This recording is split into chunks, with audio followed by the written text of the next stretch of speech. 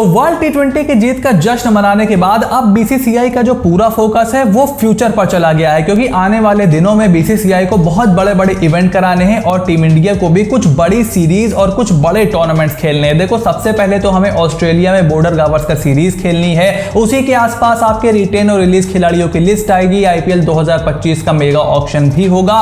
उसके बाद champions trophy 2025 में भारतीय टीम को हिस्सा लेना है। डब्ल्यूटीसी के फाइनल में भी भारतीय टीम को खेलना होगा और उसी को मद्देनजर रखते हुए गौतम गंभीर को बीसीसीआई ने जब से नया हेड कोच अपॉइंट किया है तब से रोज एक एक करके बहुत ही बड़ी अपडेट निकल करके आ रही हैं, जिसमें से सबसे बड़ी सुर्खियां ये चीज बना रही हैं कि आखिर अब गौतम गंभीर के सपोर्ट स्टाफ में कौन कौन आएगा। ढेर सारे नाम फ्लोट अराउंड कर रहे हैं, काफी बड़े बड़े नाम उसमें इंक्लूडेड हैं और अब इन नामों पर कुछ क्लैरिटी हमें मिलती हुई दिखाई दे रही है। तो इंडियन क्रिकेट से जुड़ी हुई 5 बड़ी अपडेट लेकर के हम आपके सामने हाजिर हो गए हैं। लेकिन सबसे पहले भाई चैनल को सब्सक्राइब कर लो और नोटिफिकेशन की घंटी बजाना बिल्कुल भी ना भूलना, क्योंकि भाई 75,000 सब्सक्राइबर्स के बहुत ही करीब आ चुका है आपका 5 sports channel and I am really glad and can not wait to hit that milestone. Now without any further delay let's begin. और सबसे बड़ी अपडेट यह है कि अभिषेक नायर, जो कि कोलकाता नाइट राइडर्स के असिस्टेंट कोच हैं, is all set to join the Indian cricket team support staff under Gautam Gambhir. और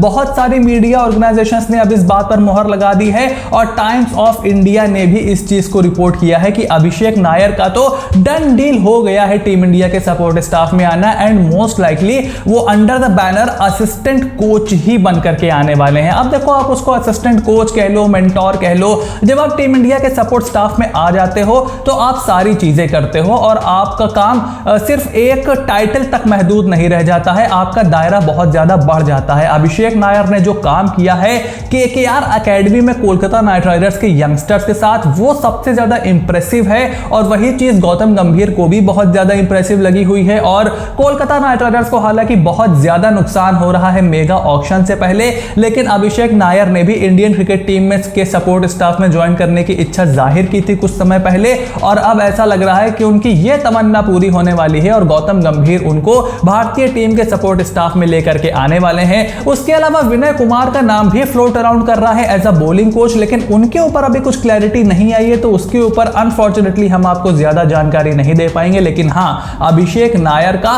भारतीय टीम के सपोर्ट स्टाफ में आना is looking like an almost done deal. और सिर्फ यही नहीं, कोलकाता नाइट राइडर्स के सपोर्ट स्टाफ को लगता है पूरी तरीके से इंडियन क्रिकेट टीम के सपोर्ट स्टाफ में नौकरी मिलने वाली है एंड रायन टेन डशकार्ट को भी गौतम गंभीर कोलकाता नाइट राइडर्स से निकाल करके इंडियन क्रिकेट टीम के सपोर्ट स्टाफ में लाने वाले हैं, ऐसा क्रिक बस ने भी रिपोर्ट किया है। और रायन टेन डशकार्ट, जैसे कि आप जानते हो कि कोलकाता नाइट राइडर्स के साथ साथ आबू धाबी नाइट राइडर्स हो गया और केकेआर की और फ्रेंचाइजीज हो गई, उनके साथ भी एज अ फील्डिंग कोच जुड़े हुए हैं। और लास्ट ईयर जब गौतम गंभीर कोलकाता नाइट राइडर्स से बतौर मेंटोर आए थे तो उन्होंने रायन टेन डशकार्ट की बहुत ज्यादा तारीफ की थी टीम इंटरैक्शन और मीडिया इंटरैक्शन में और उन्होंने बोला था कि he could take a bullet for Ryan ten Doeschate. और ये कोई छोटा स्टेटमेंट नहीं है, इससे यह पता चलता है कि रायन टेन डशकार्ट की इज्जत और रायन टेन डशकार्ट का जो टैलेंट है वो कितना ज्यादा महत्व रखता है, कितनी इंपॉर्टेंस रखता है गौतम गंभीर की निगाह में। और इसीलिए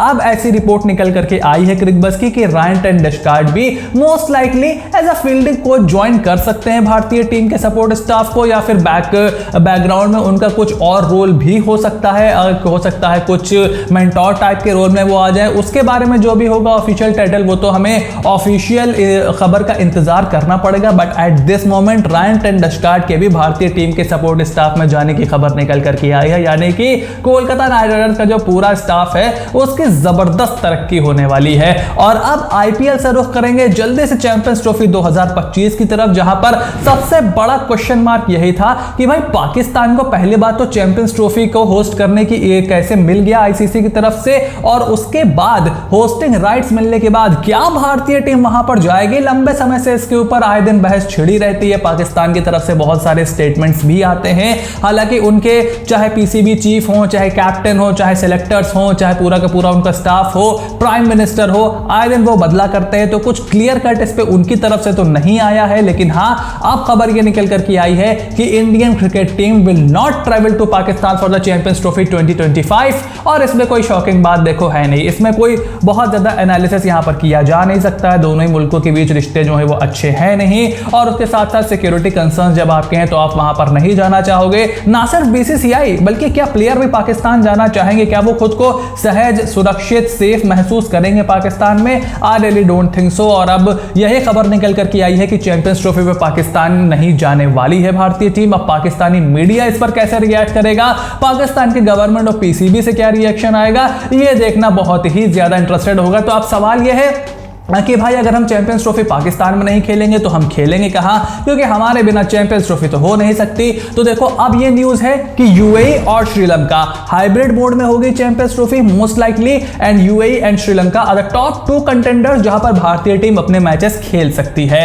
मैं पर्सनली चाहूंगा कि यूएई में मैचेस हों, क्योंकि वहां पर होगा क्या, आपको सिर्फ पाकिस्तान से तो खेलना नहीं है, आपको और भी फॉरेन टीम से खेलना है। तो वहां पर आपको सारी टीम के फैंस इजिली मिल जाएंगे, इजिली ट्रैवल कर पाएंगे, उनका एक हॉलिडे वगैरह भी अच्छा हो जाएगा।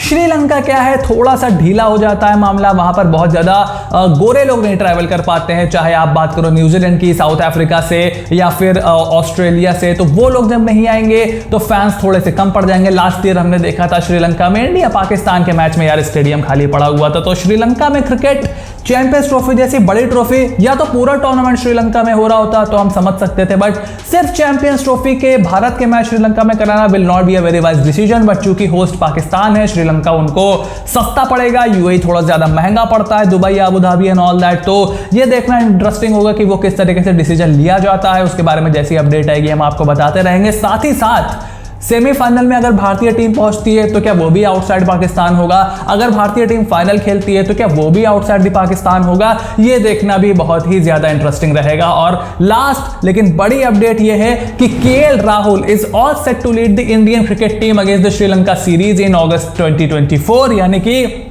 चैंपियंस ट्रॉफी से पहले हमें 6 ओडीआई खेलने हैं, जिसमें से 3 ओडीआई हमें खेलने हैं श्रीलंका के अगेंस्ट। श्रीलंका के सामने रोहित और विराट हमें खेलते हुए नहीं दिखाई देंगे, looking like an almost done deal. और केएल राहुल, हार्दिक पांड्या के बीच चल रहा था कि कौन इंडिया टीम का नया कैप्टन बनेगा, एंड इट लुक्स लाइक कि हार्दिक पांड्या को यहां पर रिप्लेस कर लेंगे केएल राहुल। वर्ल्ड कप में जो लास्ट ओडीआई एक तरीके से सीरीज थी, लास्ट ओडीआई मैच हमारा वर्ल्ड कप फाइनल था जो इन बड़े प्लेयरों ने खेला था। हार्दिक पांड्या जब बाहर हो गए थे इंजरी की वजह से, तो केएल राहुल को ही वाइस कैप्टन बनाया गया था। And 32 year old KL Rahul is now looking to lead team India in the ODI format again. तो अगर रोहित शर्मा 2027 के वर्ल्ड कप से पहले कप्तानी छोड़ देते हैं, रिटायरमेंट ले लेते हैं, या उनकी कप्तानी नहीं रहती, तो क्या केएल राहुल को आप एज कैप्टन देख रहे हो इन दी ओडीआई? ये एक बड़ा सवाल रहेगा। और अगर रोहित 2027 तक कंटिन्यू करते हैं तो क्या उसके बाद केएल राहुल कप्तान रहेंगे?